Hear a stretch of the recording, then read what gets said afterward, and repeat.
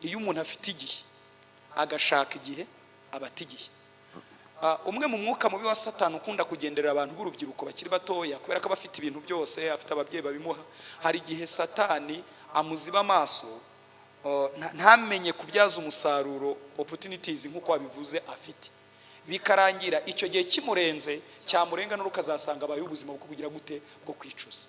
Navuga ko rero mwe kuba amabubu, tugira abakobwa bakijijwe bajya kwiga muri high school, bajya kwiga muri university ugasanga ni ibubu.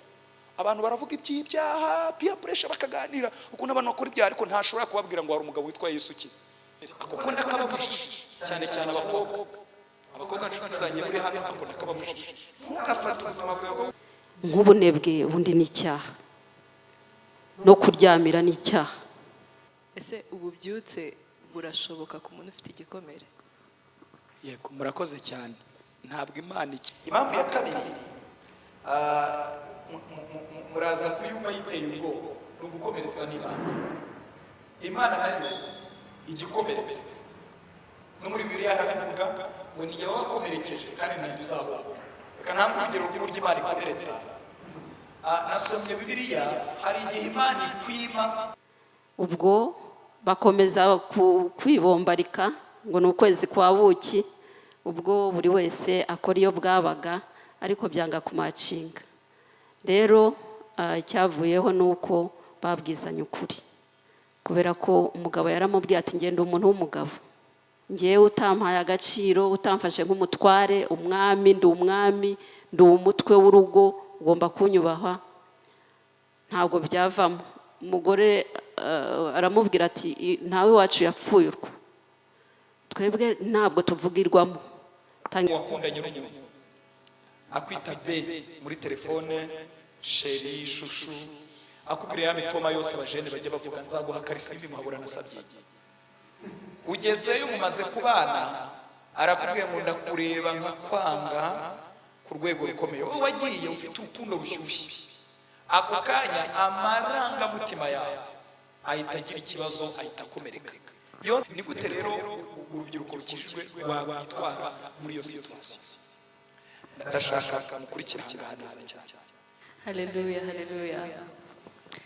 Tunejejwe n'Imana ko iduhaye no opportunité yo kuganira n'ababyeyi bacu kugira ngo barusheho kuduhugura. Ndashimira abayobozi ba Youth Time Revival bateguye iyi topic, iyi gahunda ya classroom yo kugira ngo twige, tubaze ibibazo, tuganire ku ngingo runaka, turusheho kwisobanukirwa nk'urubyiruko rukijijwe. Imana ishimwe. Tugiye gutangira iyi gahunda yacu ya pano. Turajya tubaza ababyeyi bacu, hari ibibazo twateguye nk'abamoderator nk'uko bahoze babivuga, turababaza ibibazo bimwe kuri iyi ngingo, murushaho kudusangiza ku bumenyi bwanyu, ariko n'abari muri audience nabo uri bugire ikibazo yakitugezaho tukakibaza nta kibazo. Imana ishimwe. Rero reka dutangire. Ikibazo cya mbere turi bubabaze kugira ngo turusheho gusobanukirwa iyi ngingo, turibaza ibikomere ubundi ni iki? Ese iyo umuntu avuze ibikomere aba ashatse kuvuga iki? Buri wese aragenda atubwira mu ncamake. Imana ibahe umugisha.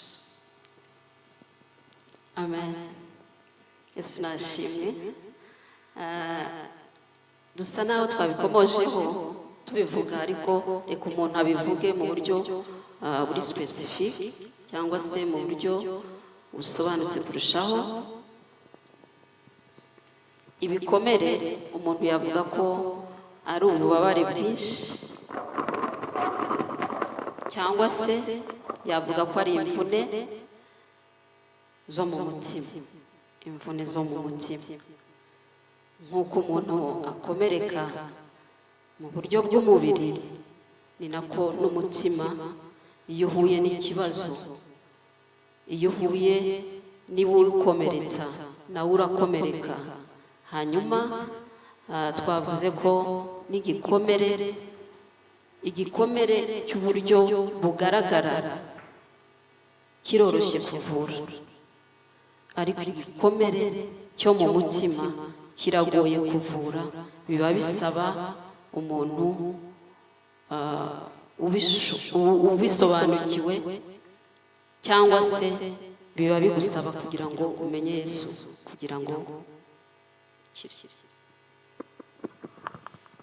ndabashimiye ikibazo cyiza cyane ariko kitanoroshye na gatoya kubera ko ntabwo hariho igisobanuro rusange wahereza umuntu ngo ibikomere ni iki. Nkuko umuntu ashobora kubaza ngo avoka ni iki ukavuga ngo avoka ni urubuto rugizwe n'ibi, biratandukanye ku bikomere kubera ko ibikomere ntabwo babireba mu cyuma runaka ahubwo babirebera ku myifatire runaka umuntu yatangiye kugira n'ubuzima umuntu runaka yatangiye kubamo. Rero ngarutse ku cyo mwatubajije, ibikomere navuga ko ari ubuzima bw'imbere mu muntu butagaragara muri cya gice twakomeje kuvuga cyitwa ubugingo ariko mu gace gatoya kitwa amarangamutima, ari wo wa mutima twavuze, aho umuntu abaho mu buryo atagakwiye kuba abayeho. Ni ahantu umuntu aba yaragize amarangamutima, yagize ikibazo, yakomeretse ariko tubyita cyangwa se nk'uko Yesaya yabivuze hahandi yavuze ngo ni umutima wakomeretse cyangwa se umutima, imvune zo mu mutima. Iyo rero usomye neza witonze usanga ibikomere n'ubwo buzima budasanzwe, kuko hari n'ubundi buzima busanzwe aribwo cyagiye tuvuga ngo umuntu nta mvune zo mu mutima afite. Ni ubuzima budasanzwe bw'imbere muri ayo marangamutima umuntu aba afite akaba bwibitseho, bushobora kugaragarira mu mico, mu myifatire, mu miterere, mu mivugire, mu mikorere, mu buzima bwe bwose ndetse no mu buzima bwe bw'umwuka tuvuga mu gusabana kwe n'Imana. Icyo rero nicyo wakwita bya bikomere by'imbere cyangwa se wa mutima w'amarangamutima uba warangiritse. Numva twavuga mu buryo mu nshamake.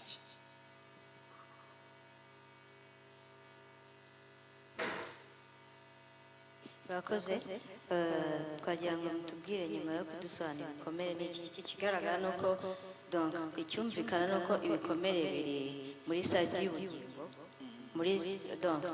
Wadusobanuye utangira ko umuntu agizwe n'ibice bitatu: umubiri, ubugingo n'umwuka. Dukurikije uko dusobanuriye ni ukuvuga ngo ibikomere biri muri side y'ubugingo. Hanyuma twagira ngo mudusobanurire se biterwa n'iki, kuko nkurikije uko dusobanuriye harimo tubwira ko bishobora guterwa umuntu ufite ibikomere umubwirwa n'uburyo yitwara. Ngira ngo ibyo ni bimwe mu bimenyetso nyine by'ibikomere. Hanyuma mwadufasha gusobanukirwa se biterwa n'iki, kugira ngo umuntu ajye kumva ko cyangwa se agaragara inyuma ko ari umuntu wakomeretse, biba byatewe n'iki? Murakoze. Yego, njyewe ndifashisha Bibiliya muri context ya Bibiliya, wenda na mugenzi wanjye afite ukuntu araza kubisobanura. Iyo usomye muri Bibiliya usanga harimo ibintu bigera muri bine bitera gukomereka, bitera ibikomere. Ikintu cya mbere nasomyemo gishobora gutuma umuntu akomereka ni ukujyanira abantu urukundo bakakwakiriza urwango bateguye neza. Kujyanira abantu urukundo ariko bakakwakiriza urwango bateguye neza. Urugero rwiza ruri mu itangiriro ni Yosefu. Buriya kuba, reka ntange urugero wenda usa naho rwegeye imbere. Dufate urugero wakundanye n'umuntu akwita be muri telefone, sheri, shushu, akubwira ya mitoma yose abajene bajya bavuga nzaguha karisimbi muhabura na sabye. Ugezeyo mumaze kubana arakubwiye ngo ndakureba nka kwanga ku rwego rukomeye. Wowe wagiye ufite urukundo rushyushye, ako kanya amarangamutima yawe ahita agira ikibazo, ahita akomereka. Yosefu mwese muramuzi, yagiye gushaka abakuru be, niko inkuru ivuga, ntabwo nza kuvuga inkuru cyane kugira ngo utaza gutinda. Agenda asa mubwiye ngo ugende umenye amakuru y'amashira y'ikinyoma, ariko bagezeho asanga abakuru be bari murahekenya amenyo. Ntibabanje kumusobanurira impamvu barimo bahekenya amenyo. Mu mwanya muto agiye kubona bamufashe, batamubwiye impamvu, bamushyira mu rwobo, mu kandi kanya bamuvanamo, bahita bamugurisha, yisanga mu Egiputa.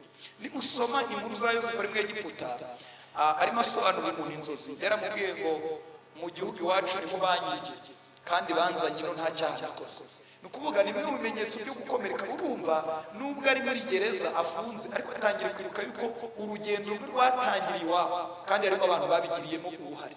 urumva kujyanira umuntu urukundo, ubwo ndi kuvuga muri context ya Bibiliya, kujyanira umuntu urukundo akakwakiriza urwango ni ikimenyetso cyerekana bihita bigukomeretsa ako kanya. Ushobora reka amahoro urundi rugero. Hari umuntu umwe twiganaga ajya gusuhuza umuntu ahita amusubiza ngo mvana izo njaba zawe. Murumva byoroshye, yagiye guhobera umuntu, agiye kumuha ikiganza, asanga undi nawe sinzi icyo ari cyamubaye, aramubwira mvana izo njaba zawe. Dutanga urundi rugero mu bajehe. Ibaze nk'ubu ugiye ufite umuntu wakunze, ugategura nka gato, ugiye kumusiripurena, kumukorera surprise, yagize birthday, wagera akakubwira ati ariko ninde wakubwiye ko nkeneye birthday? Ninde wakubwiye ko nkeneye abantu bagere kuri kuru? Namwe kandi uyimagine habiki, murumva habiki, habaho ko amarangamutima yitagira ikibazo agakomereka. Iyo ni impamvu ya mbere nabonye muri buriya. Impamvu ya kabiri, muraza kuyumva yiteye ubwoba, ni ugukomeretswa n'Imana. Imana nayo igikomeretse, no muri Bibiliya harabivuga ngo ni yawe wakomerekeje kandi ntabwo uzabona. Reka ntabwo urugero rw'uburyo Imana ikomeretsa.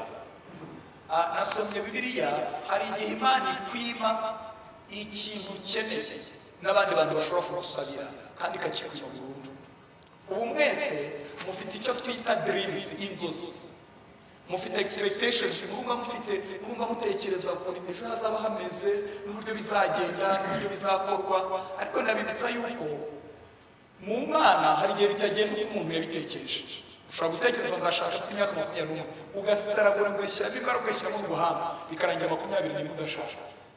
Kandi warabisengeye, warakoze fasting, wariyirije ubusa, warabwiye Imana ngo Mana ndashaka umugabo, ndashaka umugore, birangira nabyo bikomerekeje. Ndabaha urugero. Nimusoma inkuru za Yohana Umubatiza. Yohana Umubatiza afite utuntu dutatu dukomeye ahuriyeho na Yesu. Akambere ni mubyara mu maraso, murumva adafite CV ihambaye. Icya kabiri gikomeye ni uko ari wamubatije, mu yandi magambo niwe pasiteri. Mu ijuru haramutse habaye impinduka bakavuga ngo umuntu wese agiye gushaka ifishi y'umubatizo, byasaba Yesu gushaka Yohana Umubatiza. Murumva Yohana Umubatiza ukuntu akomeye. Icya gatatu gikomeye cya Yohana Umubatiza, niwe musore utarabayeho ubundi buzima nk'ubw'abandi basore, ko mu gihe cy'ubusore bwe n'imbaraga ze yari mu butayu, arimo avuga ngo mwumve inkuru y'urangurura mu butayu, muze mutunganye inzira z'Uwiteka. Umunsi umwe arafungwa, ajya muri gereza. Agiye muri gereza, nimusoma neza izo nkuru, ntabwo nshaka kujya mbabwira ibice kugira ngo tudatinda, muzasanga abahanga bamwe bavuga ko Yohana Umubatiza atahise atumaho Yesu, ngo yari azi ko azibwiriza. Abona umunsi wa mbere Yesu ntaje, ari muri gereza. Umunsi wa kabiri ntaje, umunsi wa gatatu. Muzi ko byarangiye amutumyeho abigishwa be. Amutumaho abigishwa be, bahaye ubutumwa buri muri burakari buke, burimo gukomereka. Aravuga ngo mugende mumbarize, ni wowe cyangwa dutegereze undi? Abantu mwasomye Bibiliya, Yesu yamusubije guki? Yasubije abigishwa ba Yohana Umubatiza, arababwira ngo ibitangaza birakoreka, ndabwiriza ubutumwa bwiza abagwaneza. Agira akantu gakomeye kagoye, aramubwira ngo mugende mubwire ngo hahirwa ibyagiye bitazagusha. Riri ko muri abajene muri batoya, murumva Yohana Umubatiza aribyo yarakenye. Ibaza icyo gisubizo niyo CV n'ubwo buzima bwa Yohana Umubatiza muri Yesu. Yohana Umubatiza yabaye umuntu ubaye mwese akomereka. Rero hariho n'igihe Imana igukomeretse, kwa kukwima, kwa gupriva, kwa kutaguha bya bintu ukeneye no mu gihe ubikeneye, cyane cyane no ku bajene bo, umujene bashaka ibintu ndabishaka ndabikeneye, hari igihe nakomereka. Icyo ni icya kabiri nasomye muri Bibiliya gishobora gutera gukomereka. Icya gatatu kiratangaje, ni nayo mpamvu tugomba kwiga iby'ibikomere, tukaniga n'umugabo witwa Yesu Mukiza. Cyo kiratangaje, ni ibikomere by'uruhererekane. Ni ugukomereka ariko utarabigizemo uruhare. Byaraturutse ku babyeyi bawe, byaraturutse ku bakureze, cyangwa byaraturutse ku wundi muntu wakomeretse akabikora transfer by'uruhererekane. Nimusoma muri Bibiliya muzasanga bimwe umugabo witwa Yabesi. Abajene benshi baramuzi. Bibiliya iyo usomye neza ngo Yabesi yakuranye agahinda kenshi, ariko iyo usomye usanga agahinda kadaturuka kuri Yabesi, si wowe wagateye, ahubwo katurutse kuri mama we. Mama we ngo yamubyaranye agahinda, anamwita agahinda. Turi kumwe? Nibaza ko muzarangiza iyi konferanse hari ibintu mwanze by'amafotokopi mu buzima bwanyu, mwagiye mwakira atari ko mubishaka, ahubwo mubyakiriye nka fotokopi. Izo za fotokopi zose z'ibikomere muzave muri iyi konferanse mwabyanze mu izina rya Yesu. turi kumwe. Yabese ariko umunsi umwe arisobanukirwa amenya ko hari Imana yamukiza, ngo afata ubwo buzima bwe abujyanira Imana, ayisaba ibintu bitatu, arabibwira ngo ndashaka umugisha, ukanyegurira imbago, ukandinda ibyago n'imbabazi. Abasomye Bibiliya, Imana yaramukijije. Imana rero hari kugira ngo idukize nubwo bihari.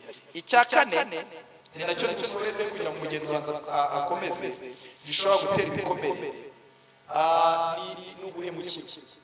Guhemukirwa utarigeze ubigira mu rugo, ugasanga baraguhemukiye. Nimusoma Bibiliya muzasanga ari umugabo witwa Yona.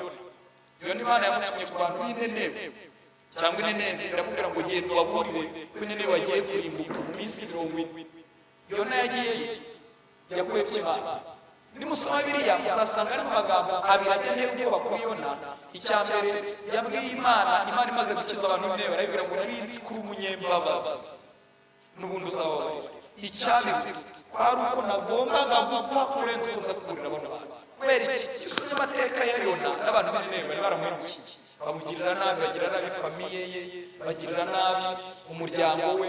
Ayo mateka asigara mu buzima bwe. Mu gice cy'umwuka ameze neza, ubusabane bwe n'Imana, amavuta ari hejuru nk'uko tuvuga. Ariko mu gice cy'amarangamutima, muri wa mutima wakomeretse, Yona yagize gute? Yarakomeretse. Nimusoma rero mwitonze, ibyo bintu bindi navugaho, iyo ubisomye muri Bibiliya, icya mbere ni ukujyanira abantu urukundo, bakakwakiriza urwango bateguye neza. Icya kabiri ni ugukomeretswa n'Imana. Icya gatatu ni ibikomere by'uruhererekane. Icya kane uguhemukirwa. Murakoze, Imana ibamugishe. Ishimwe, arakoze cyane Jean Paul. Ndumva avuze byinshi cyane. Igitera ibikomere mu by'ukuri kinini cyane ni ukubura urukundo aho wari urutegereje. Amen. Mu muryango nabivuzeho mbere, iyo uvutse ukavukira mu muryango ntukundwe, kandi mu by'ukuri ababyeyi nibo ba mbere bagomba guha urukundo umwana wabo. Kuvukira aho hantu wavuka ugasanga uwari kuguha urwo rukundo rwa kibyeyi aragutuka, aragucyurira, akubwira amagambo mabi. Mu by'ukuri ibyo byose bitera ibikomere. Ahandi ku rusengero, muri za mpano zose dufite tugomba gukoresha, hari igihe ushobora kugera mu rusengero, kandi nk'uko mubizi niyo duteranye, Satani nawe aba ari hafi aho ngaho, aterana natwe kugira ngo atuvangire. Ugasanga niba uri umuririmbyi, ugasanga perezida yaje yariye karungu, ugasanga aho kugira ngo agufashe kugira ngo umurimo w'Imana muwukore neza, ugasanga habayeho amakimbirane. Aho ngaho ibyo ngibyo bishobora kugutera igikomere, ku buryo ushobora no kuva mu ngaruka tuzabibona, ku buryo ushobora no kuva mu murimo ukareka gukomeza gukora umurimo bitewe n'icyo gikomere wagize, kubera ko uwo wazigaga cyangwa se uwo washakaga ko akugaragariza urukundo mufatanya atakwitayeho. Mu kazi hose ushobora kuhakomerekera, umukoresha ugakora ukavunika, ariko ugasanga mu by'ukuri ntabwo ari kubibona. Aho hose umuntu ashobora kuhakomerekera, kandi ikikuru cyane ni ukureba ngo ese ngewe uruhare rwanjye ni urushyi, ugakosora. Ni hahandi navuze ngo tugira abanzi babiri, tugira abanzi icyaha n'urupfu. Ubwo niba bitaraguturutseho itsoke gusenga Imana, ariko niba byaraguturutseho nk'umuntu uzi Imana ugomba gusaba imbabazi. Ibyo tuzabigarukaho mu buryo burambuye nitugera mu ko tuzakira ibyo bikomere.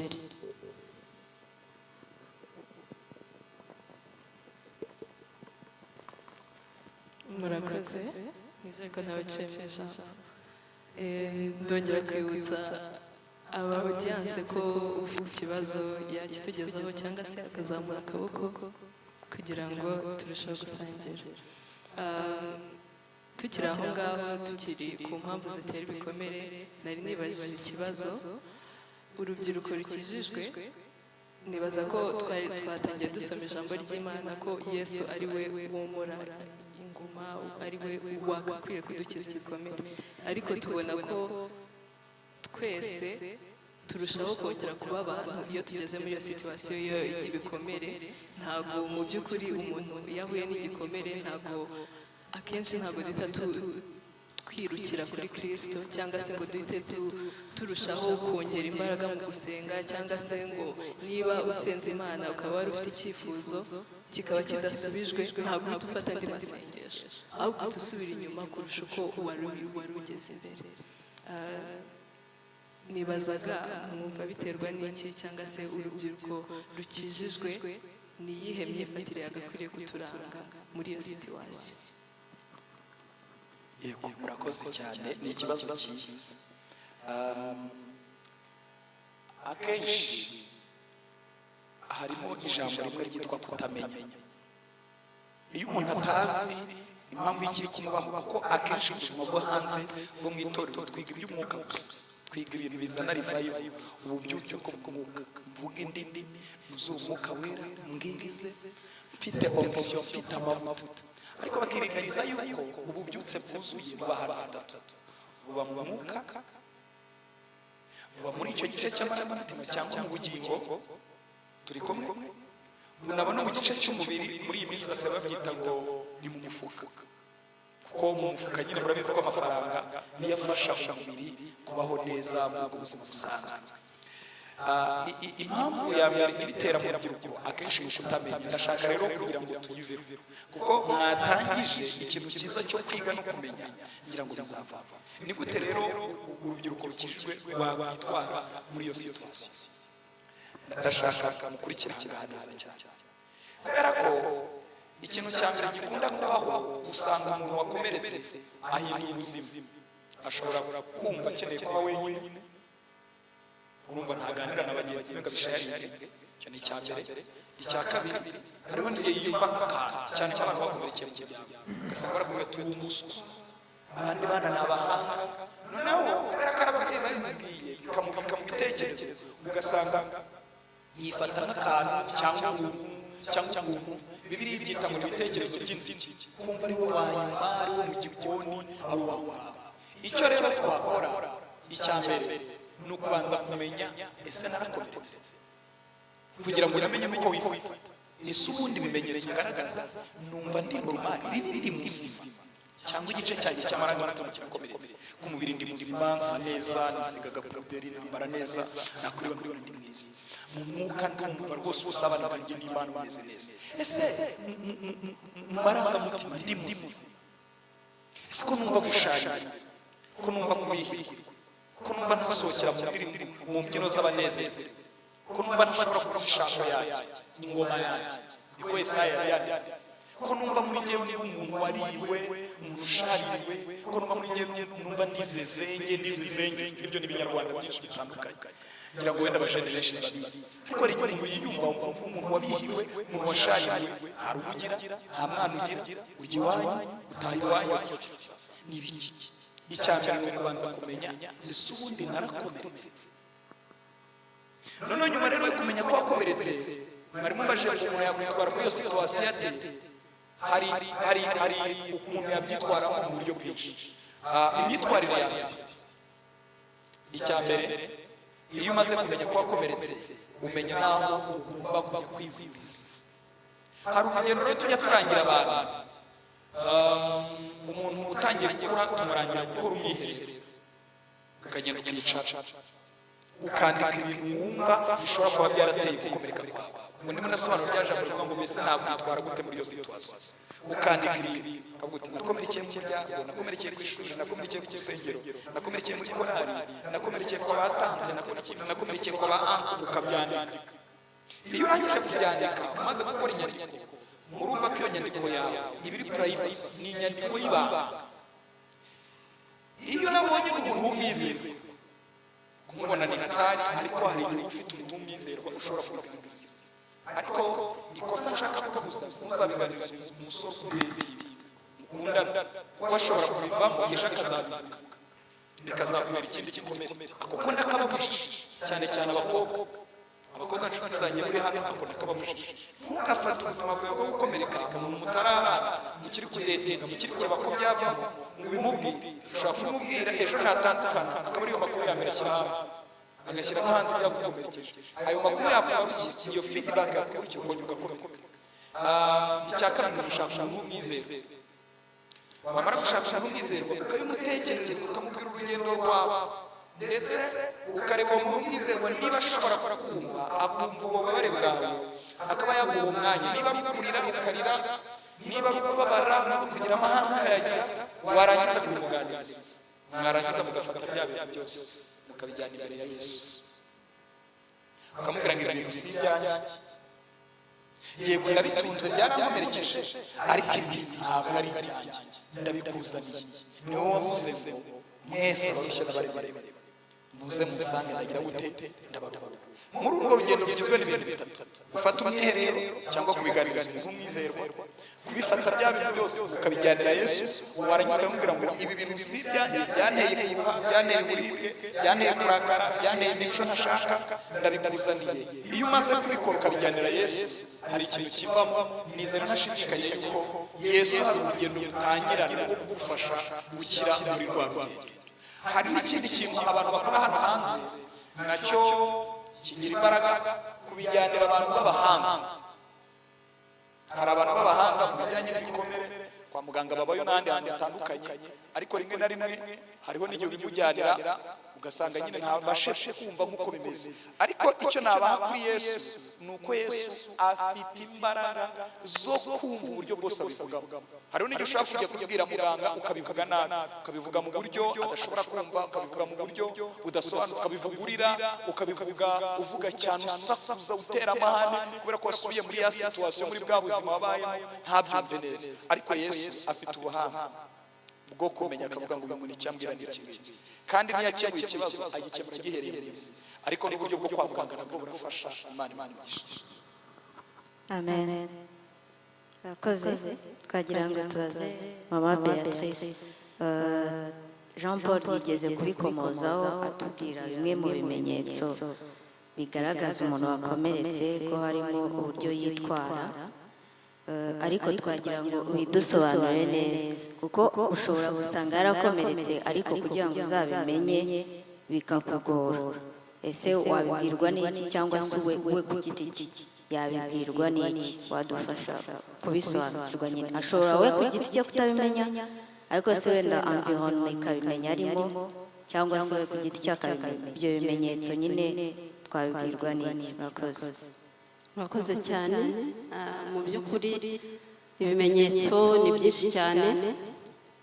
Ikimenyetso cya mbere cyo ni ukwiheba, kwigunga. Iyo umuntu yahuye n'ibyo bikomere, ikintu cya mbere ashakisha ni ukuba kure y'abantu. Abo bantu rero we abatekereza ko bashobora kumukomeretsa kurushaho, ugasanga arigunga. Ikindi ni uko akenshi haziramo gutakaza indangagaciro yari afite. Ugasanga niba ari umwana mu by'ukuri yaceceka, cyangwa se urubyiruko muri kamere ye ari umwana utuje, ariko muri komplekse aba yagize ugasanga arasakuza, cyangwa se hakabaho no gushaka kurwana, agahindura imyitwarire completely, bigahinduka cyane. Hanyuma wowe niwumva udafite ibyishimo, niwumva muri wowe nta munezero, kandi nta kindi kibazo kigaragara wahuye nacyo, mu by'ukuri uzamenye ko ufite igikomere quelque part. Ikindi kiyongeraho mu by'ukuri gupfusha, niba warapfushije n'ubundi ntabwo uteze kugarura wa muntu. Icyo ugomba kumenya, niba uri imfubyi ugomba kumenya ko Yesu ari se w'imfubyi, ukamenya ko ririya jambo twatangiriyeho Yesu niwe uvura imfubyi. Hanyuma hari icyo mwari mwavuze mbere, muravuga ngo nk'abakristo nk'urubyiruko,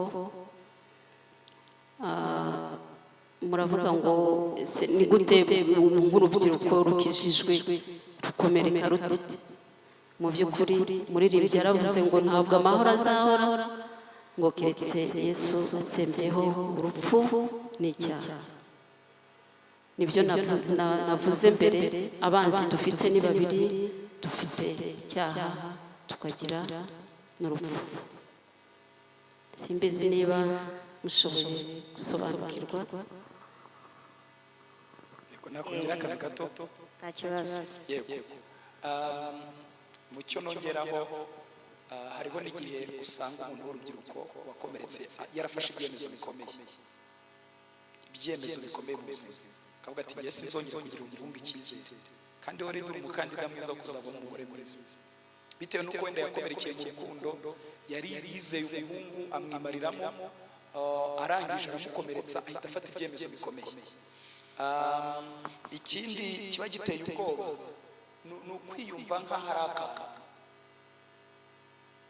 nacyo ni ikindi kimenyetso cyo gukomereka. Ugasanga umuntu ni umusore, ni umujyambere, afite dreams, afite inzozi, ariko mu mitekerereze ye ni inzige. Yajya areba abandi bantu akavuga ati bariya bazagerayo, ariko ngewe niyumva nk'inzige. Kwiyumva ufite imitekerereze nk'iy'akantu, nk'iy'uruntu, nk'iy'ukuntu, mbese ugasanga umuntu ameze ukuntu. Ikindi cyatangaje, hariho n'igihe umuntu akabya ibintu, ugasanga umuntu akabya ibintu. Tuvuge, reka mbaho urugero ukunda kuba mu bajene, wamukorera ku myenda yateye ipasi akarwara umutwe, nacyo ni igikomere. Ugasanga wenda urugero kubera ko yakuriye nko mu muryango, akagira wenda nk'ababyeyi badashyira ibintu ku murongo, ugasanga avuga ati jyewe nibura nzashyira ibintu ku murongo, ariko akirengagiza yuko ubuzima bwe buzinjiramo n'abandi bantu. Noneho nka murumuna we yakora kuri ibi, ugasanga yarwaye umutwe, yicaye ku gitanda, ati ninde wamuriye ku myenda ko ni nayo iteye ipasi. Icyo nacyo ni ikindi kimenyetso cyo gukomereka. Ikindi, iyo ibikomere bibaye byinshi bikagera ku rwego rukomeye, hariho n'igihe umuntu atangira gufata ibiyobyabwenge, cyane cyane iyo hajemo icyo twita depression, agahinda gakabije. Hari igihe umuntu atangira kunywa ibiyobyabwenge cyangwa agatangira gutwarwa n'ibintu runaka. Reka mbaho urugero, yabivuze uwo turi kumwe, umuntu wabuze urukundo cyane, hari igihe ajya kurushakira n'ahatariho, ugasanga haramwangije. Urugero, ugasanga akunda filime z'urukundo cyane, ntareba filime z'intambara, ntareba filime mu bajene, wenda abandi bajene bakunda zirimo imikino runaka, akunda filime zirimo urukundo. No, uko filime z'urukundo agenda azireba, murabizi turakijwe, kandi iyo uhaye urwaho satani akamuhuza n'ibindi biri mu busambanyi, ugasanga urugero porono zaramutwaye, kwikinisha bikaziramo, ugasanga ubuzima bwe bwarangiritse bikomeye cyane. Icyo ni ikindi kintu gikunda kubaho. Ikindi, hariho n'igihe bigera ku rwego rukomeye, ugasanga yarwaye n'indwara, usanga arwaye igifu, arwaye kudasinzira, ni ibintu bitandukanye bigenda biba, arwaye mu nda, ntazi ibyo arwaye, ahorana umunabi, ahora buri munsi areba ibintu kumva ntiyishimye, ubuzima bwe ugasanga umuntu w'umujene ukiri muto yagakwiye kwishima, ugasanga ntiyishimye. Cyangwa ugasanga hari n'ibintu yavuyeho, nko mu rugo, kubera ko wenda urugero yabaye mu muryango mucyurira, bata abantu ba hano murya cyane, murya mutakoze, ugasanga urugero ni umuntu ugeze mu myaka yo kubika ibivumbikisho, ariko arya agakate kangana gutya, yimenyereje ubuzima butari bwo, ni fotokopi y'ikindi kintu utabasha gusobanura. Icyanyuma ni uko umuntu wakomeretse akomeretsa abandi, giteye ubwoba.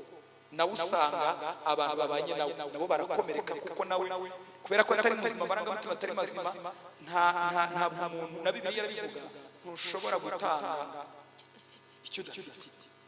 Umuntu wakomeretse nawe akomeretsa abandi. Murakoze. murakoze cyane. Uri gusobanura ibyo mbese ntibaza ikibazo kimwe gisa nk'ikirimo bibiri.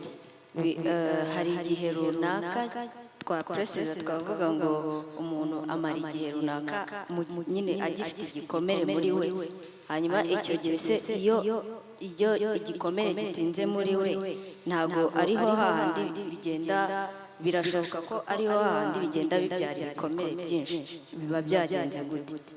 iyo igihe runaka wenda igikomere umuntu ashobora kubana nacyo, icyo gihe ntabwo bishobora gutuma agira ibikomere byinshi. Murakoze. Yego, murakoze. Iyo umuntu afite igikomere uko akura niko gikura, kuko uko umuntu akura mu myaka nako, reka mbyite mu kinyarwanda gisobanutse ingeso, agenda yitahura, akagenda amenya ibyo ashoboye, akagenda afata responsibility, akagenda agira icyo nakwita influence ku bantu benshi.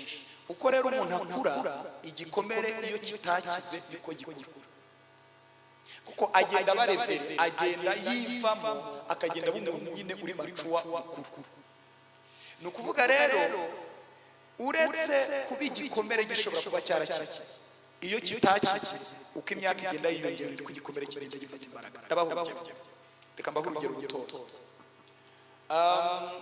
Njye nagize umugisha wo gukira ibikomere byinshi, kandi Yesu arangiza. Ndi umuhamya cyangwa ndi umutanga ubuhamya bwanjye. Nibuka ko niga muri kaminuza mu wa mbere, nibwo bwa mbere natangiye kuvumbura yuko ibintu by'ibirori atari ibyanjye, kandi gukomereka nakomeretse mfite imyaka mikeya, imyaka 6. Urumva muri kaminuza noneho natangiye kugira ibintu bidasanzwe. Urugero, ntabwo nakundaga ahantu abantu bari guseka, nibaza icyo bari guseka, bari abantu barimo baraseka iki. Noneho ntangira gufatana bya byemezo bikomeye nababwiye byo kuvuga ngo noneho ubwo abantu bari guseka, kugira ngo ntababangamira, nzajya njya ahantu mu kato, ahantu hatari abantu baseka, ku buryo niyo twateguraga ibirori dukeneye guhuriramo njye sinabijyaga. Umunsi umwe rero turi mu bihe nk'ibi ngibi tuganira ku bintu by'ibikomere, nibwo abantu twaganiriye nza kuvumbura ko ubuzima bwanjye bwari bwarashize, kuko nari ngeze no ku rwego ntangira gufata ingamba. Nari nzi umuntu wabaye, nakwita wabaye umuntu wabaye, nari ngiye kubyita ngo irasukiro, wabaye source, wabaye inkomoko y'ibikomere byinshi twagize. Numvaga nindangiza kwiga nzarwana nawe, yansinda nkamuhunga, namutsinda nawe akampunga. Murumva ahantu nari ngeze. Uko ukura niko n'igikomere kigira gute, gikura. Iyo kitakize kigenda kigira amashami n'udushami n'imbaraga, kigenda kigufatisha imyanzuro, kikakubeshaho ubuzima, ukagenda uhinduka undi muntu, undi wundi. Ndabaho urundi rugero, nigeze kuganira n'undi muntu umwe, yari umuntu urya cyane. Hari igihe umuntu arya, ariko ukabona hari igihe umuntu arya cyane, ni amagambo biratandukanye. Noneho mubaza, nshaka gucukumbura kubera ko yari umuntu w'inshuti, ndamubaza, ndakwitegereza nkakureba nkabona urya mu buryo butari normal, budasanzwe, kuko nanjye imyaka urimo ngirimo, kandi twese turi abajene, tugira peti, ariko mbambona urengerera. Uzi ikintu yambwiye? Yambwiye ko ubuzima bwe bwose yabaye ahantu hari ibiryo, ariko bababarira, yabaye mu mibare y'ibiryo. Noneho rero ngo mu bitekerezo bye arakomereka, yumva umunsi yabibonye azajya arya nk'ikamyo yacitse feri.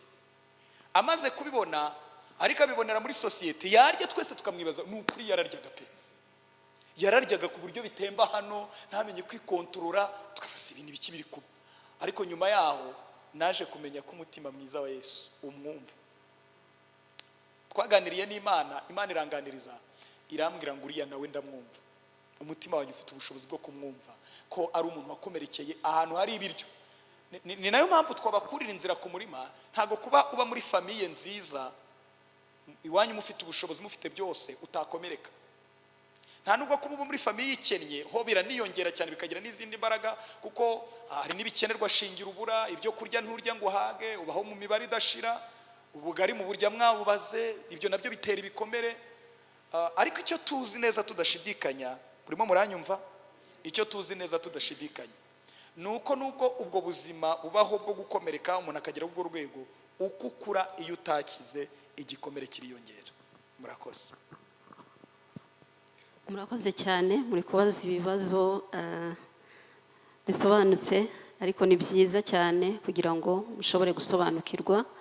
Mwabajije ngo ese ngo ibikomere nabyo birakura cyangwa se igihe kiragera bikarangira. Ashubije neza cyane Jean Paul. Ngiye kubaha urugero. Hari couple y'umukobwa n'umuhungu bakuriye mu miryango itandukanye. Turi kuvuga ku mikurire y'ibikomere. Mu by'ukuri umukobwa yari yarakuriye muri famiye aho mama we yitwaraga nk'umwamikazi. Ni ukuvuga ngo papa we iyo yatahaga yaramubyinirira. Hari ibintu bavuga ngo kubyinirira, ni ukuvuga ko mbese amufata nk'umwamikazi nyine, akamukorera utuntu twiza cyane. Ariko muri uko kumukorera utwo tuntu twiza, wa mwana w'umukobwa, ni ukuvuga ngo icyo kintu yaragikuranye, yumva ko ari ikintu cyiza nawe kizamufasha mu buzima, nawe akazabaho muri ubwo buzima. Turi kuvuga ku mikurire y'ibikomere. Amaze kugera mu rugo yahuye n'umuhungu we, byari imbusane.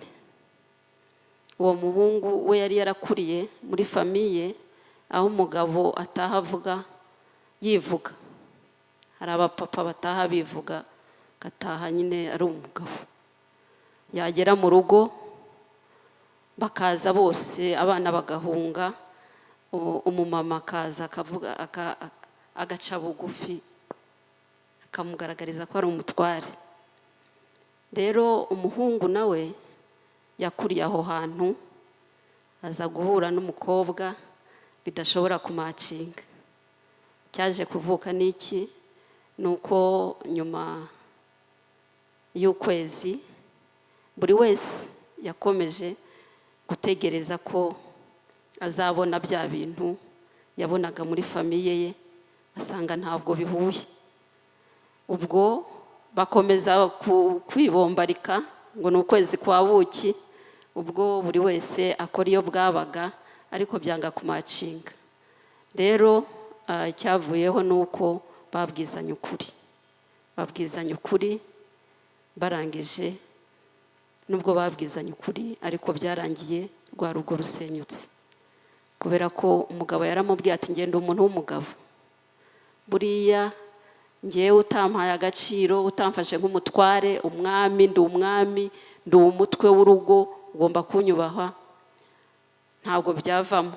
Umugore aramubwira ati ntawe wacu yapfuye urwo, twebwe ntabwo tuvugirwamo, tangira kuzana ibintu by'imiryango, ataba iwacu twe tumeze uku nguku. Ubwo urumva muri rwa ruhererekane rw'imiryango havutse ikibazo. Barangije birangira bagiranye ikibazo gikomeye cyane, baratandukana. Rero mu by'ukuri ibikomere bigenda bikura. Uko umuntu akura niko bikura. Biba bisaba ko bibonerwa umuti, nk'uko igikomere cy'umubiri kigomba kuvurwa bitewe n'uko abakwegereye bose, n'icy'umubiri cy'ubwacyo, abakwegereye kibagiraho ingaruka. Haba kukwegera baragutoneka, nawe ubwawe uba wigirira iyo kugira ngo batagutoneka kuri cya gikomere. Niko n'umuntu ufite igikomere cyangwa se imvune yo mu mutima yitwara. Yego, murakoze cyane. Hari ikindi kibazo twari twibajije, ese birashoboka ko umuntu yakira igikomere nta wundi muntu ubimufashijemo? Murakoze. Yego, murakoze. Birashoboka cyane, birashoboka. Ubwo buhamya burahari. Iyo umuntu yakoze rwa rugendo twavuze, ashobora kurukora wenyine, agafata umwanya agafata ibintu akabyandika, cyane cyane nibwo nabonye uburyo bukora, akabujyana imbere y'Imana, imbere ya Yesu, akamubwira ngo niwe bambwiye kuvura imvune zo mu mitima. Ariko ndashaka kubabwira yuko nkanjye ukurikije ibihe maze mu isanamitima, ubu ndashaka gukoresha experience maze mu isanamitima, abo bantu ni bake, abo bantu ni bake bakiri bikomere nta wundi muntu ubimufashijemo. Ni naho mbabwira ko Imana iha agaciro undi muntu utari njye, iha ubufasha undi muntu ushobora kumfasha ariko w'umwizerwa. Sinzi niba muri kunyumva. Ni ukuvuga abo bantu barahari bakize ibikomere nta wundi muntu ubibafashijemo, ariko ni bake. Abenshi uburyo nabonye bugira imbaraga ni igihe umuntu afite umuntu w'umwizerwa bagatangirana urwo rugendo, akamufasha, akamuganiriza, akamubwira uko abyumva. Dore ko iyo umuntu afite ibintu byinshi, afite umubabaro mwinshi, akajya ahantu ha wenyine, n'ubundi birangira ashobora gutererwamo. Hari igihe birangira Satani yongeye amubwiye ngo rega nta n'ikizaba, nta n'ikizakemuka. Ariko iyo hari umuntu w'umwizerwa ashobora kubwira ngo Pole, ihangane, nanjye byagenze gutya, akagusharinga. Uko agusharinga ni nako wumva ibyawe bishobora kuba bifite intege nkeya ugereranyije n'ibyo we yahuye nabyo. Numva rero igisubizo ni Yesu, ariko ni bake ku ruhande rwanjye. Amen. Mu by'ukuri buriya kwirinda biruta kwivuza. Niyo mpamvu bavuga mu Migani igice cya 4 umurongo 23 haranditse ngo rinda umutima kuruta ibindi byose birindwa, kubera ko ariho iby'ubugingo bikomoka. Amen. Ngiye kubaha urugero ruto cyane. Uyu munsi ku rusengero aho nsengera, aho nteranira, umwana nasanze arira. Umwana yigunze yicaye ku rusengero ahantu, mbona umwana marira iki. Umuprotokole yamuganirije, yagerageje kumuganiriza, yanga kumubwira, akabona umwana ararira. Mbaza umuprotokole byagenze bite, arambwira ati ntabwo mbizi, yanze kumbwira. Umwana ndamwegera, ndamuhumuriza, ndamubaza ese mama ari he, ati muri mu rusengero. None se kuri hano, ati nta kibazo. Nuko kubera ko mfite iyo experience, umwana mukuru aho ngaho, turagenda turiherera. Ndangije mubaza ikibazo afite, aransobanurira, arambwira ati nararepese, ati barangije bambujije ko naririmba. Ndamubwira nti rero mwana, rwose pe uri umuhanga ukomeye cyane, uri umuhanga, kuba ufite niyo mpano ni byiza cyane, kandi Imana yavivuye. Buriya Imana iratureba mu mitima yacu. Buriya waririmbye, Imana yavuze ngo niba bakubwiye ngo nturirimba ntacyo bitwaye, humura, Satani ye kukuvangira ngo akubuze umunezero wo mu mutima. Tugende wiyicarire, ubundi ubareba aho baririmba, nurangiza ubutaha uzaririmba. Uwo mwana byamufashije cyane, yavuze ati sawa. Umwana aratuza, arikera aho ngaho. Rero mu by'ukuri biragoye kugira ngo wowe ubwawe waramaze gukomereka kugira ngo ushobore kwivura. Biragoye, ariko biranashoboka. Byose biterwa na Kristo uvura izo mvune ukurimo, kubera ko nk'uko mubizi ibasha gukora ibiruta cyane ibyo twibwira n'ibyo dusaba, bitewe n'uko aturimo, uko angana ari muri wowe. Twitoze gusa nawe, niwe ushobora kuvura izo mvune. Imana iduhane umugisha. Murakoze cyane. Twakiriye ikindi kibazo. Ikibazo kirabaza kiti ni gute wabona imbaraga zo kuba mu bigukomeretsa kandi ese birashoboka ko wakira ibikomere kandi bigukomeretsa bigihari? Ni gute wabona imbaraga zo kuba mu bigukomeretsa? Ikindi, byashoboka ko uba ukiri ibikomere kandi bigukomeretsa bigihari? Yego, murakoze cyane. Iki ni ikibazo gikomeye cyane. Ni gute umuntu yabona imbaraga zo kuba abayeho mu bintu bimukomeretsa stili bigihari? Ndashaka guhereza uwo muntu ibyiringiro bikomeye. Icya mbere ni uko yamenye ko ibyo bintu bimukomeretsa. Ni ibanga rishingiye. Kuba warabimenye byonyine ko ibyo bintu bigukomeretsa, ibanga rishingiye. Hari ikintu tuvuga mu Kinyarwanda ngo ufite agatwe gatoya akarinda inguma. Abantu hano harimo abajene benshi bajya muri laboratori.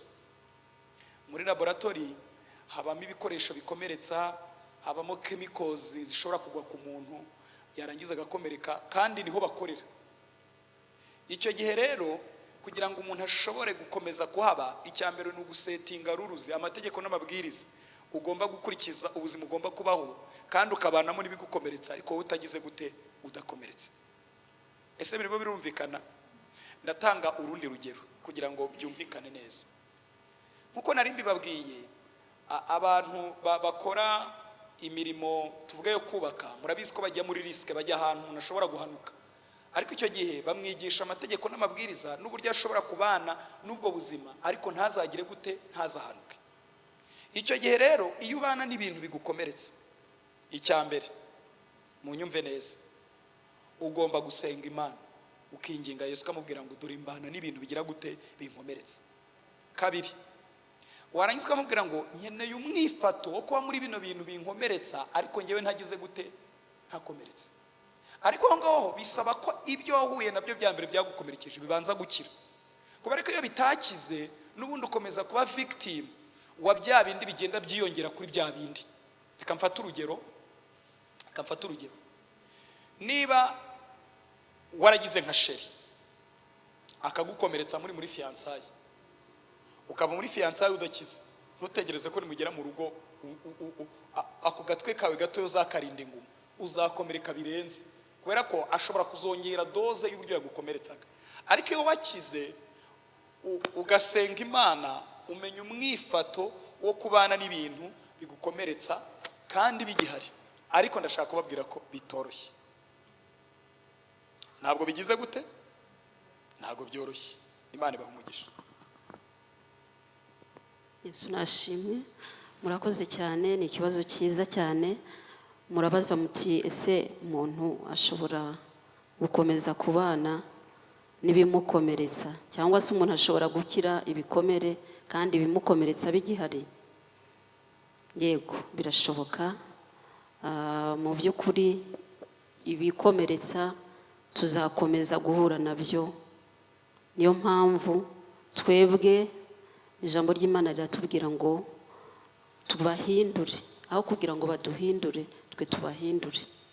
Aho turi hose dukoresha rwa rukundo, dukoreshe Yesu Kristo turimo, niturangiza ibyo ngibyo bizacika intege. Nicyo kintu cya mbere nk'uko yabivugaga, ni ugusenga. Ni ugusenga, warangiza ukayamanika, ukabwira Imana uti ngiye simbishoboye, ariko wowe urashoboye. Kandi mu by'ukuri nta kinanira Imana, byose birashoboka. Ushobora gukomeza kuba aho ngaho, wowe ibyawe byarakize, ibikomeretsa bihari, ariko ntibikugireho imbaraga cyangwa se ntukomereke kurushaho. Cya mbere ni kiriya cya mbere, kumenya Yesu ko ari we uvura imvune zo mu mutima. Murakoze cyane. Twari twibajije ikindi kibazo. Nk'uko turi Youth Time Revival, turi itsinda ry'urubyiruko rishaka ububyutse, riharanira kugira ngo tugire ububyutse kandi tunabusakaze muri bene data abandi ndetse n'abandi bataramenya Imana. Ese birashoboka ko umuntu w'urubyiruko yaba afite igikomere ariko ububyutse bukaba? Ese ububyutse burashoboka ku muntu ufite igikomere? Yego, murakoze cyane. ntabwo Imana ikiza mu buryo butuzuye. Hari icyo twita mu cyongereza holistic transformation, ni ukuvuga Imana ihindura mu buryo bwuzuye. Kandi nabisobanuye, iyo tuvuga ububyutse mu byumve neza, ntabwo ari ububyutse bugarukira mu gice cyitwa igice cy'umwuka, kwa gusabana n'Imana ngo impano zigaragare, umuntu akoreshwa ibimenyetso n'ibitangaza. Ni no gukira n'imbaraga z'amateka y'ubuzima bwawe na bya bikomere na y'amanga y'umutima bikwirukankaho. Reka mbaho urugero. Iyo usomye neza Bibiliya witonze, usanga mu gihe cy'ububyutse, mu byakozwe n'intumwa mu gice cya kabiri, mu gice cya gatatu, nta hantu uzasanga ba Petero barabazerote bacyurira abantu batanga ubuhamya bw'ukuntu barabazerote. Ntaho. Nta n'ahantu uzasanga bavuga ubuzima bubi banyuzemo, bw'amateka banyuzemo, ngo wenda i Galilaya twari abarobyi, twari tumeze ukuntu. Mu gihe cy'ububyutse, munkurikire munyumve neza, haza ubuzima bw'Imana budasanzwe. Ni ubuzima rero bukora ku bice byose.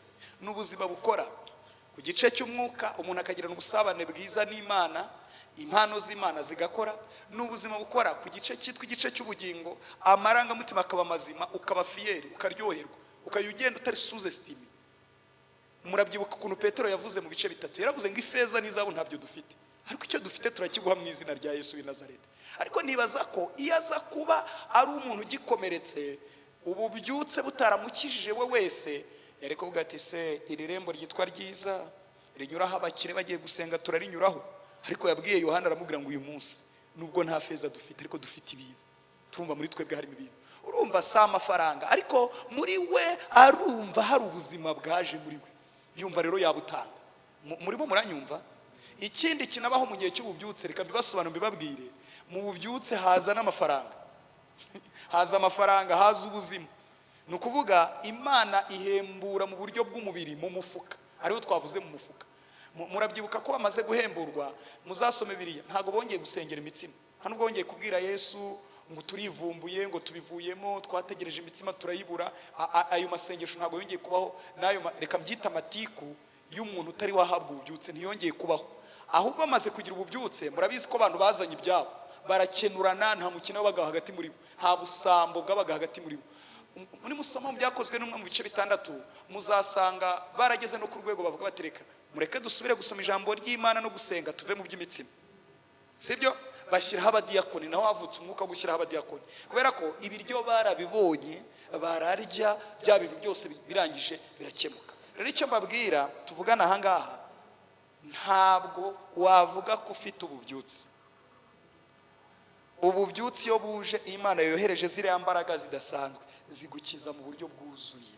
Kandi Imana, murankurikiye, nkuko Yesu yabivuze, yavuze ngo yansize amavuta kugira ngo mbwirize, si ukubwiriza gusa, ariko agera no ku rwego mvure n'umutima ugize gute ukomeretse. Iyo rero umuntu avuga ngo afite amavuta, ngo umuntu afite ububyutse, reka mbabwire, ni igice kimwe cy'umwuka kiba gifite ibihe byiza, ariko nta bubyutse buba buhari. Tubitandukanye. Afite igice kimwe cy'umwuka gifite ibihe byiza, arasenga kumva yuzura indimi, agira ibihe byiza, ariko niba mu ruhande rw'amarangamutima gikomeretse, nta bubyutse. Ububyutse buza buje gukemura ibyo bibazo bitatu: ikibazo cyo mu mubiri, ikibazo cyo mu mwuka, n'ikibazo cyo muri ya marangamutima, muri bwa bugingo. Umuntu akaba ari umuntu wuzuye, udakomeretswa n'ibyamubayeho. Imana ibahe umugisha. Bakongeraho. Murakoze cyane. Mu by'ukuri Jean Paul abisobanuye neza, gusa ikintu cya mbere ni ukuganira n'Imana. Iyo waganiriye n'Imana ukagira icyerekezo kizima, utari muri bizinesi yawe, Youth Time Revival ni gahunda y'Imana. Niyo mpamvu mugomba gushyira amanga, mwarangiza. Ni nayo mpamvu nabarebye ndavuga ngo muri mwebwe wenda udukomere twaba tukirimo turoroheje cyane, ku buryo tuzarangiza izi nyigisho hari uko mwamaze kubona utwo kurangizanya. Rero icya mbere mwarisobanukiwe, icya mbere ni ukwisobanukirwa. Nayo mpamvu kare mwahoze muvuga ngo ni iki twakora, harabura iki. Mu by'ukuri buri wese namara kumenya impano ye afite, mwese mushize hamwe, nta kabuza iyi revival izagerwaho, kandi mufite vision ngari, Imana izayitera inkunga. Rero ububyutse bugomba kubaho, kandi buzahera kuri mwebwe. Imana ibahe umugisha. Yego, kanongereho akandi kantu kamwe, ni icyanditswe nshaka kubasomera muri Yeremiya 31 umurongo wa 4, ni umurongo ndi busome. Aravuga ngo nzongera kukubaka, nawe uzaba wubakitse, wa mwari wa Isiraheli we, uzongera kugira amashako yawe, kandi uzasohokera mu mbyino z'abanezerewe. Iyo Imana imanutse kubaka binyuze mu cyo bita ububyutse, umuntu akira mu buryo bwuzuye. Imana ibahe. Amen, amen. Imana iguhe umugisha. Hari ikibazo kiri muri audience, reka twakire Mimi. Murakoze. So nashaka kubaza, twumvise ko sometimes nyine ibikomere biba biturutse ku bandi, ariko ikibazo cyanjye ntago wenda ari igihe twaba twitera ibikomere. So for example, wenda reka nanga urugero nk'urubyiruko, nimba uri umunebwe, so easily ubwo bunebwe bushobora kuzaguteza kumisinga ama opportunities menshi, ubwo kumisinga ayo ma opportunities bikazagutera igikomere, and ushobora kubikora wowe numenye ko bikaba unconscious, like numenye ko ari wowe wabyiteje. So I was asking, mwadusobanurira birashoboka koko ko umuntu yakitera igikomere? Murakoze. Yego, ndavugaho ijambo rimwe. Twagize umwanya muto wo kubivuga. Hari ibikomere umuntu yitera, hari ibikomere umuntu aterwa n'abandi. Ibyo ni ibice bibiri. Mu bikomere rero umuntu yitera ni ukudakorera ibintu igihe. No kudakorera ibintu igihe bizana ibikomere. Urugero, niba ndatanga urugero kugira ngo nyumve neza, niba umuntu ari kwiga muri high school, nicyo gihe cyo kwiga muri high school. Ejo bundi nugira imyaka 30 utarakomeje muri high school ngo urangize, warabyanze, ukavuga uti jewe ndumva mfite umwanya wo kuzakomeza, hazaza mu kwicuza binagukomeretse. Icyo gihe nta muntu uzabishyiraho kuko niwe uzaba warabyiteye. Kamabwira ijambo muri tahane. Umuhanga umwe yaravuze ngo iyo umuntu afite igihe agashaka igihe abata igihe. Iyo umuntu afite igihe agashaka igihe abata igihe. Umwe mu mwuka mubi wa Satani ukunda kugenderera abantu b'urubyiruko bakiri batoya, kubera ko bafite ibintu byose, afite ababyeyi babimuha, hari igihe Satani amuziba amaso, ntamenye kubyaza umusaruro opportunities nk'uko wabivuze afite, bikarangira icyo gihe kimurenze, cyamurenga n'ukazasanga abaye ubuzima bwo kugira gute bwo kwicuza. Navuga ko rero ni byiza kutangira kubitahura hakiri kare. Ni nacyo twakongera nka commentaire wanabivuze neza. Nukuvuga no gutangira kwitahura hakiri kare, ukavuga ngo ese ngewe nize opportunities mfite, nabyaza umusaruro akakanya, ni ibihe bintu biri nani priorities, ibintu bitari ngombwa navana mu buzima bwanjye. Kuko impamvu ushaka kubigusobanurira cyane nkanabishinga hagati, urubyiruko rwinshi rukunda kugira ibintu biri nani priorities bakabigira priorities, ibintu bitari ngombwa ugasanga nibyo bagize ngombwa. Ugasanga urugero, umuntu arareba filime ahora Hollywood kandi adateze, ashobora kureba filime amasaha 9.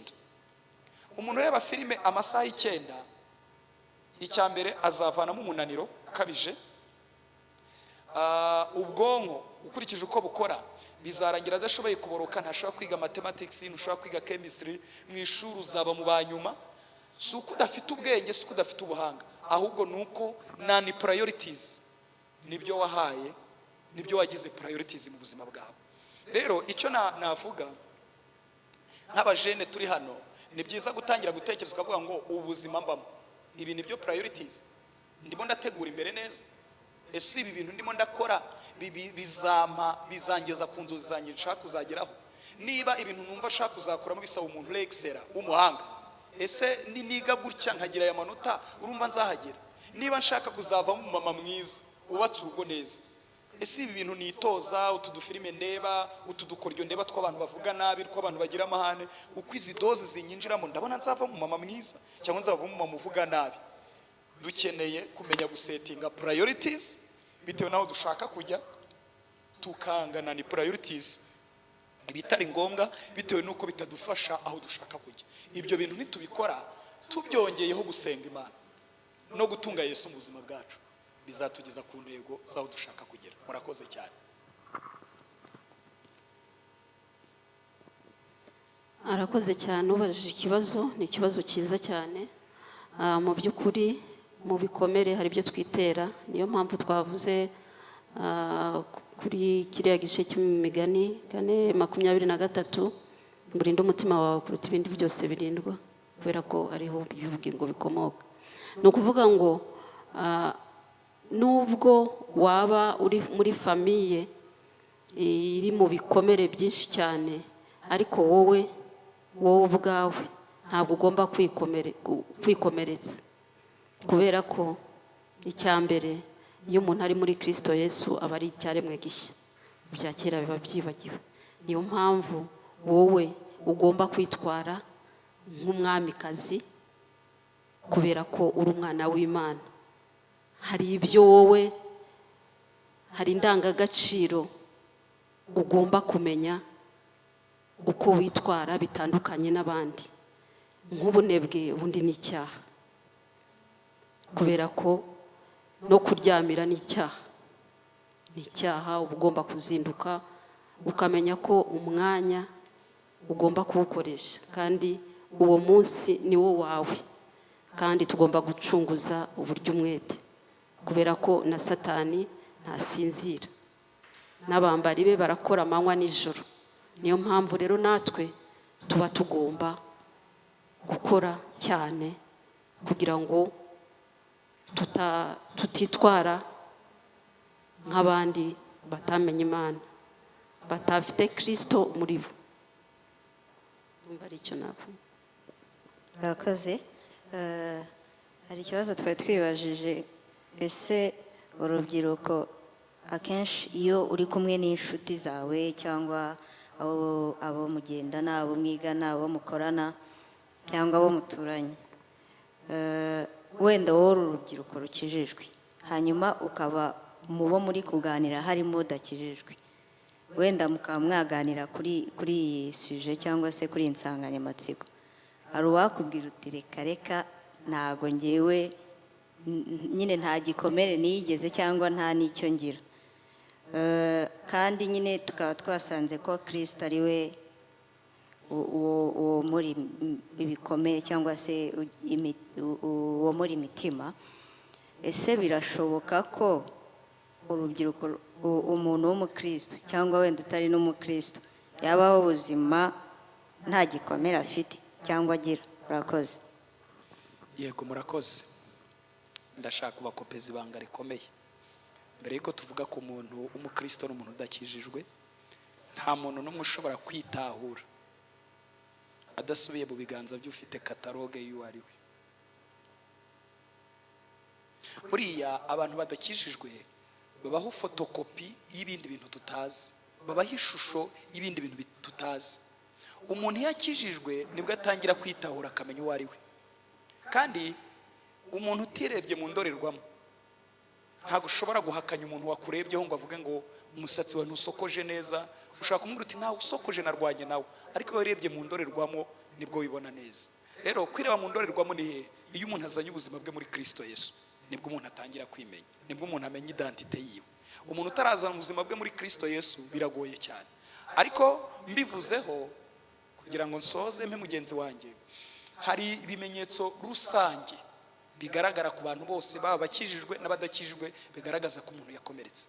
Twabivuze, hari igihe uhura n'umuntu udakijijwe ariko wakurikiza ubuzima mu banamo ukabona nawe yifata nk'akantu, nk'uruntu, afite ibitekerezo by'inziki. Ntabwo iwacu ntihajya hava umukobwa ngo ashake, mujya mubyumva mu jene na mama nabajije amakuru ye numva yagiye afite atwite. Noneho ukibaza uyu muntu ko adakijijwe ibitekerezo by'inzige yabikuye ni muri bwa buzima, ni cya gice cy'ubugingo gikomeretse.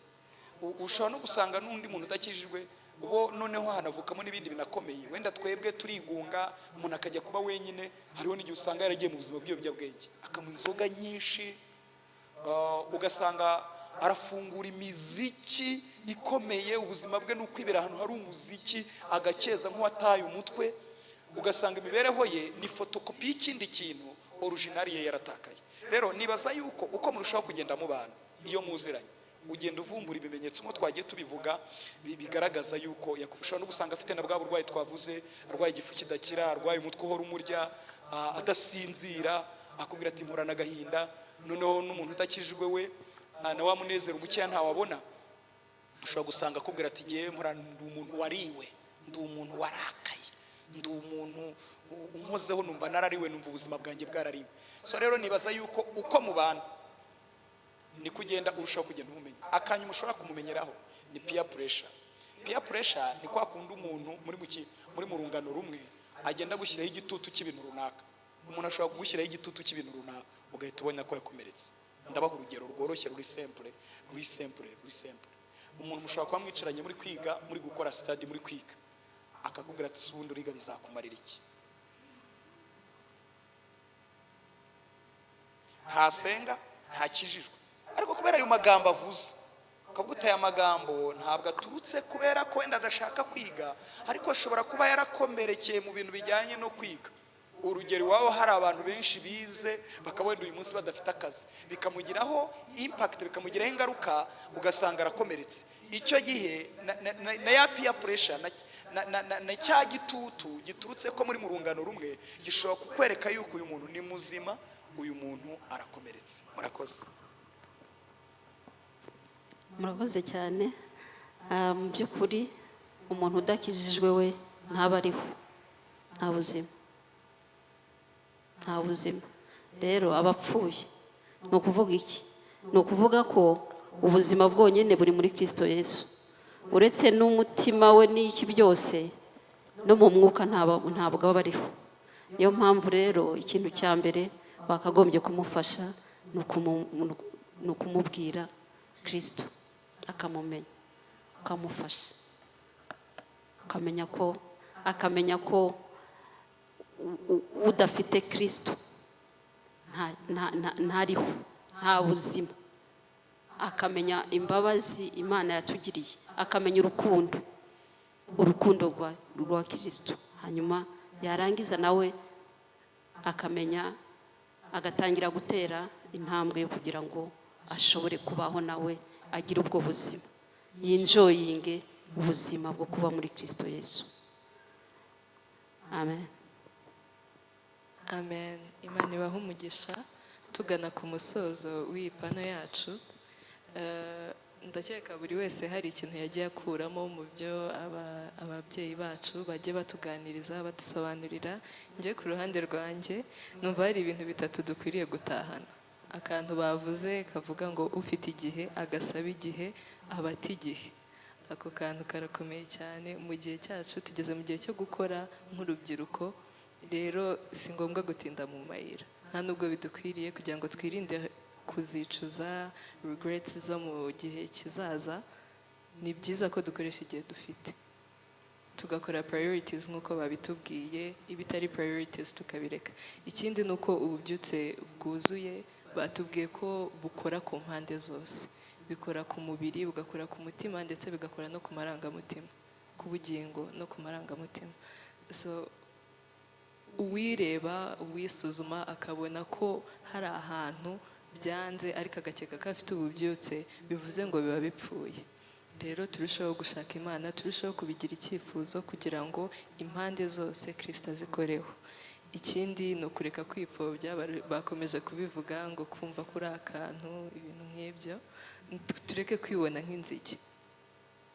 Abari muri Kristo Yesu nta teka bazacirwaho, kandi Kristo aduhesha imbaraga kuko tumufite, kuko twamumenye, turushaho kuba abakomeye. Kristo rero niwe womora inguma zose. Reka dusabe aba speakers bacu mu gihe cy'amasegonda make bakore conclusion. Hari ikibazo?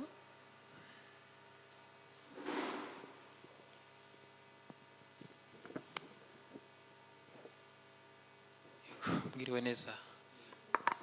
Mfite ikibazo kimeze gutya.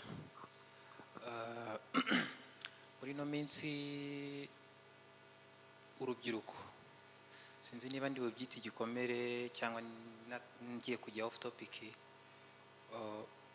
Urubyiruko rwinshi ruri kugaragara yuko bari kujya mu byaha cyane. Ikibazo cya mbere ndi bubaze, mbese biri guterwa n'amateka cyangwa na famiye bakuriyemo, cyangwa ni irari ry'iby'isi bari gukurikira? Ikindi kibazo mfite, ese reba ukuntu tungana hano, turi bakeya bigaragara. Hanyuma hano hanze bavuze ngo, cyangwa reka njye ku byo bamaze iminsi bavuga byabereye i Gisenyi, kumva ko abantu bagiye i Gisenyi kwinjoyinga no kumva ko abantu baje gusenga. Mbese niki cyakorwa kugira ngo abantu bumve yuko kuza gusenga biruta kujya aho ngaho baba bagiye kujya mu biteye isoni? Murakoze. Yego, murakoze cyane. Okay. Ngewe munyihanganire ni addition ndi bushyireho, kuko nanjye mfite amakuru ku bikomere no gukira.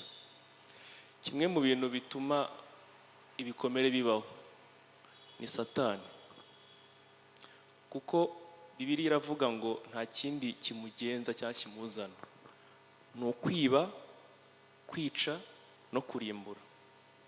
Rero Satani niwe planinga gukomeretsa umuntu. Iyo rero agiye gukomeretsa umwana, akoresha kamere y'umubyeyi akayikuza, akazayikubitisha umwana, noneho umwana agakomereka. Niyo mpamvu na Yesu ari gukiza, kuko aje gukiza, noneho icyo gikomere kigakira, ariko ari Satani wagiprovidinze. Rero Satani ntago arwanya umukristo gusa, arwanya umuntu in general. Ashobora kugusanga muri famiye, ashobora kugusanga mu kwiga, mu buzima busanzwe, akagukomeretsa. Rero niba utazi ko Satani akurwanya, nta nubwo ushobora kubirivinga ko wakomereka. Ariko nta kindi kigenza Satani ni ugukomeretsa. Ndumva ari addition nashyiraho. Murakoze cyane. Nkurikije ibyo mwene data avuze, ntitwagize umwanya wo kuvuga ngo mbese igikomere cyaba cyaratangiye ryari muri Bibiliya. Nacyo ni ikindi kibazo gikomeye, ariko icyo nshaka kumwongereraho ni kimwe, nkuko icyaha cyinjiriye mu muntu cyazanye list y'ingaruka nyinshi, harimo no gukomereka, ni nako nukiza yaje mu bantu ari we Kristo yazanye list yo gukiza urwo rutonde rw'ibyo bintu byose Satani yazanye.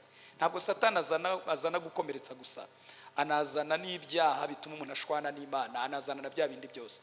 Iyo liste rero yose ubivuze neza, hari Kristo nawe wasigiwe liste ndende yo gukiza bya bindi umwanzi yazanye. Bibiliya iravuga ngo umujura ntazanwa n'ikindi kiretse kwiba, kwica no kurimbura.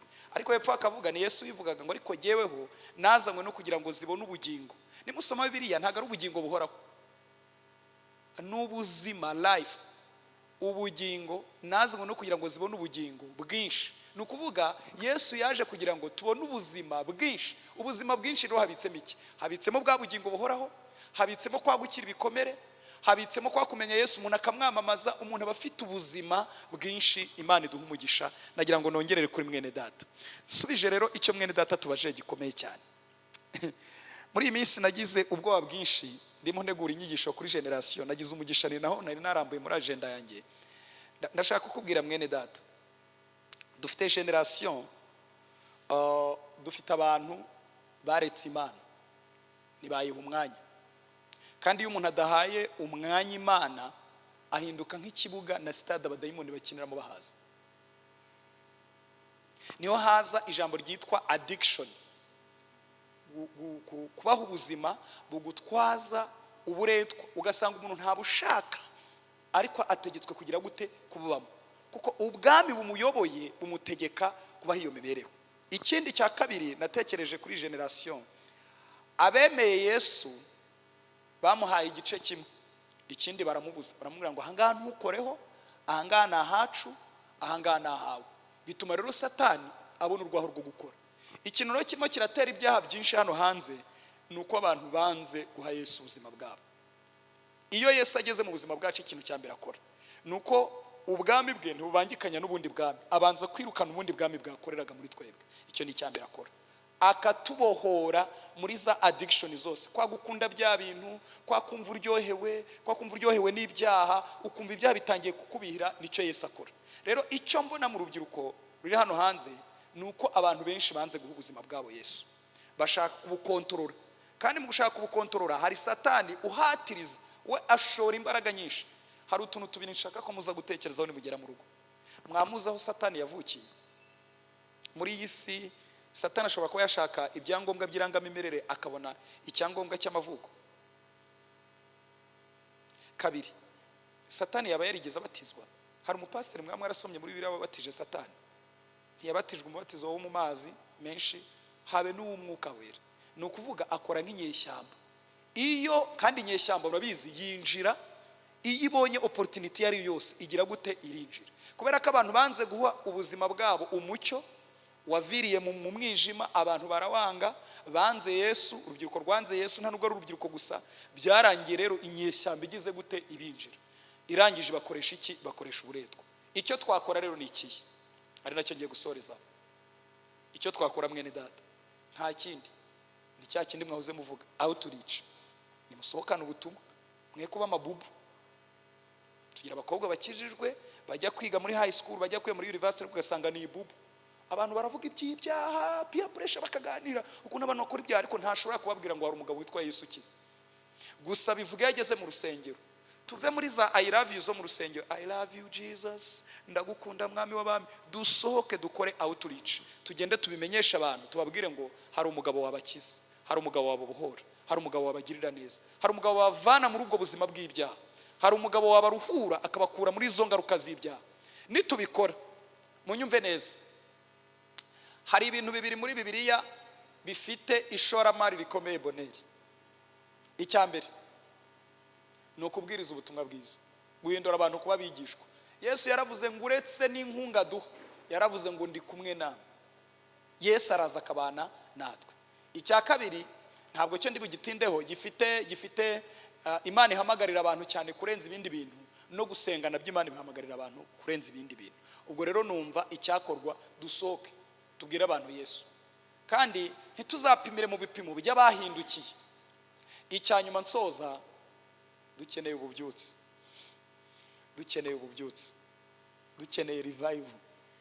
Kubera ko ibyo bintu ntitwashobora gushira amanga, ntitwashobora gutinyuka, ntitwashobora gukorera Imana muri ubwo buzima bwuzuye tudafite iki? Tudafite ububyutse. Ni ikibazo, ni request dukwiye kudekarara imbere y'Imana, kabwira ngo ukomeze nuko ndi birananira, kandi naje gusanga ikibikemura ni ububyutse.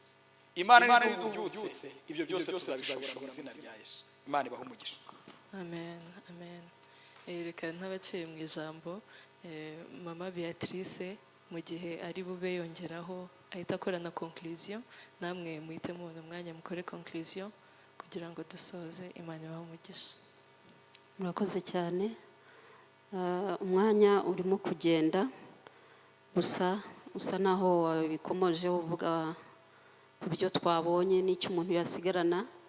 Twamaze kumenya ibikomere cyari cyo, dusobanukirwa amoko yabyo cyangwa se n'impamvu zitera ibikomere. Ikindi wenda icyo umuntu yavuga ni uko ibibazo byose byerekeranye n'iyi topic ofeti yari nka introduction, ibibazo byose bishobora kuba bihari, kandi nabonye ko hari abakibifite bashobora kuzabyandika, hanyuma ubutaha mbere yuko tujya ku yindi topiki ivuga ku ngaruka z'ibikomere. Mugenzi wacu warubajije ikibazo n'ingaruka z'ibikomere. Iyo abantu bahuye n'ibikomere mu myitwarire yabo cyangwa se icyo ibikomere bibakorera ni uko bahindura imyitwarire. Harimo n'ibyo ngibyo byo kujya gukora icyaha, byo kunywa ibiyobyabwenge, kwitwara ukundi kuntu muri sosiyete, ugasanga hari na tentative yo kwiyahura. Ibyo byose tuzabireba ubutaha, ariko tuzanasubiza n'ibibazo bindi bishobora kuba bitabonewe ibisubizo. Iyi topic nk'uko Bonheur yatangiye abivuga ni ngari cyane, kandi umwanya dufite ntabwo uba uhagije cyane.